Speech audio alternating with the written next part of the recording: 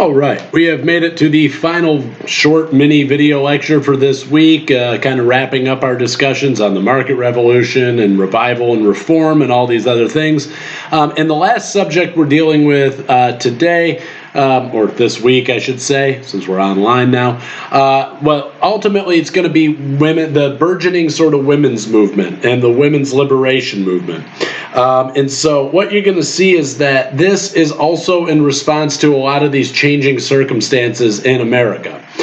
What you're tending to see happening here is that there's a lot of sort of correlation between the treatment of women in American society and this ongoing discussion about the morality of slavery and African Americans living as second-class citizens in America. But it also is very much tied into this idea of the market revolution generally. Because what starts to happen when the market revolution takes off is all these social changes. The man gets up and goes to work in the factory. And what that does is it drives a wedge between men and women in American society. What we start to see in America is that women are seen as being within the domestic sphere entirely, and men are out in the public sphere, out in the economic sphere, in the competitive sphere. And so it really entrenches these ideas about what it means to be an American man or an American woman.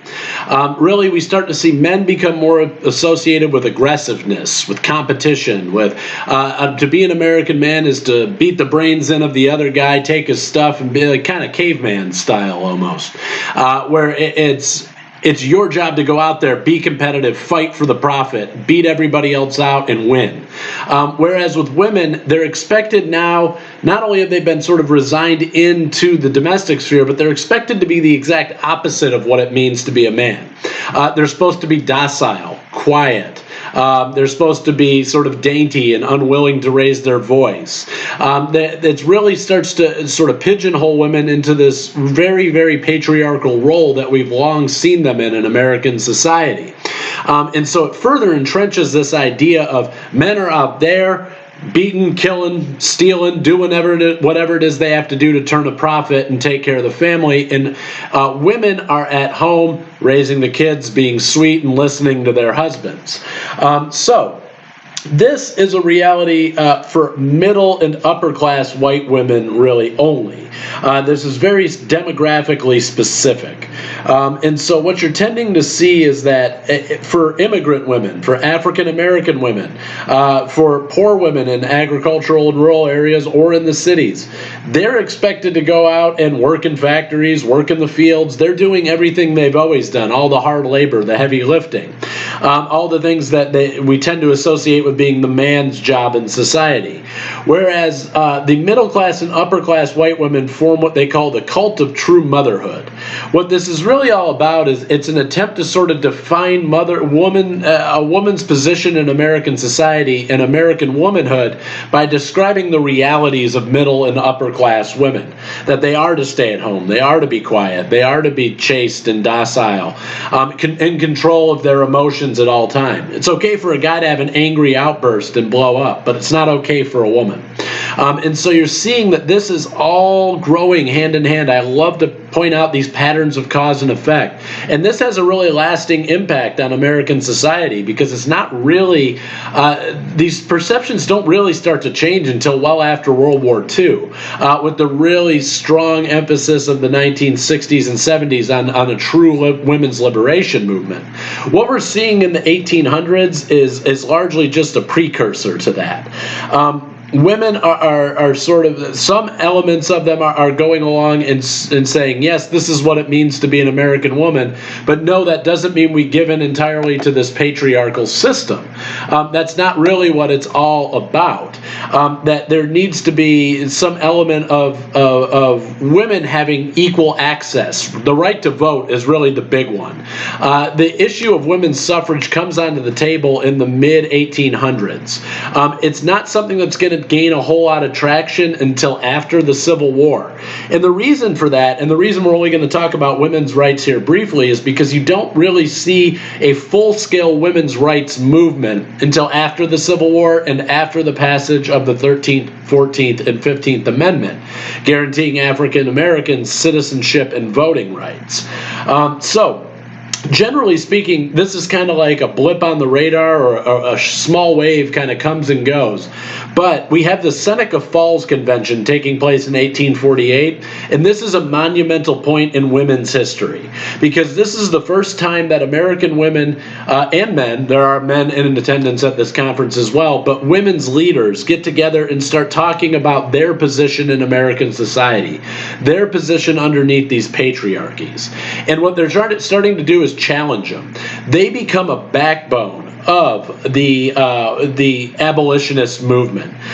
They're really in favor, women are, of liberating African Americans from slavery, because they have some symbiosis, some feeling of similarity in the positions that they live in. And they start to challenge these things. At the Seneca Falls Convention of 1848, it's held in Rochester, New York, people who are in line of thinking that women need to start challenging their position in society as well, they get together and start discussing the major issues that face women in this time period. And of course, women's suffrage is the biggest one, the right of women to vote on a national scale. And it's also interesting that it goes back and is part of our reform movement and our revivalist movement of the Second Great Awakening, that women need to be able to take a more active role in public society. The Seneca Falls Convention ends with something known as the Declaration of Sentiments and Independence. And what it is it models itself off of the Declaration of Independence. But what it's really all about is it just kind of throws in that men and women are created equal. This declaration is meant to explain that women should have the same rights as men and not live as second-class citizens in their own society. Now, after the Seneca Falls Convention, there's about 12 more conventions just like it that pop up all over the United States. Like I said, it's sort of a brief but notable watershed moment for women's rights in the United States. But ultimately, it fails to gain any wide traction or momentum at this time. And that's simply because slavery is the more pressing issue on a national scale. It's what women and men are concerned with slavery. Slavery impacts African American women and men. And so with the country about to rip itself apart in the midst of the 19th century, building up to the Civil War, women's rights is an issue that kind of gets tabled for the time being. Women's rights leaders actually say, it's not the time for us to push for this, because if we do, people are going to lose sight on the issue of slavery. They're not going to deal with this issue of slavery. And you have to take into account who's voting back then. Who's voting on any of these issues? It's white males. They're the ones voting. You might be able to convince them to allow African American men to come in and vote. You might be able to convince them to allow women to come in and vote. But if you throw all this change on them at the same time, the women's rights leaders know there's going to be a strong pushback to this. And they're not going to achieve what they want, nor will African Americans be liberated from slavery or be given equal citizenship rights after the Civil War. So that's where you tend to see this thing kind of fizzling out, and then it will pick up again at the end of the 19th century, and women will gain real actual voting rights on a national scale in 1919 and 1920 with the suffrage movement, women's suffragist movement. That's something that sort of develops after World War I. So that's generally speaking what you're seeing going on here with the Seneca Falls Convention, but it's an important moment in the history of women in the United States, that it shows us how acutely aware they are that they are not being treated equally either, and that it's that time for them to stand up and start trying to seize some of their rights. Even if it wasn't as successful as many of them have hoped, it did at least get the ball rolling about these discussions so that they could revisit it at a later date in American history and start making some real impactful changes. So that wraps up all my discussions for this week in the video lectures. I'm trying to keep them brief and kind of informal for right now, as I know we're still undergoing this transition to online. It's a bit of a difficult process. But you can expect to see more videos like this in the coming weeks. Please make sure you're looking at the PowerPoint slides, because it has a lot more detail. You'll see the bolded words are still the ones most likely to show up on exams. Unfortunately, my wife and pets will get a little bit upset if I just start shouting words like you need to know it for the exam. But make sure you're doing the readings as well, because the textbook is covering a lot of this stuff, and it's going to give you that good sense of the chronology that you might not be able to get out of these short, snipped video lectures. So, as usual, if you have any questions, any concerns, comments, demagoguery, or diatribe, feel free to drop me an email, and we can even set up Zoom sessions if you wanted to talk face to face, whatever that might be in these days of social distancing. I hope you're all doing well out there, staying healthy, and my best wishes to you and your families. Bye.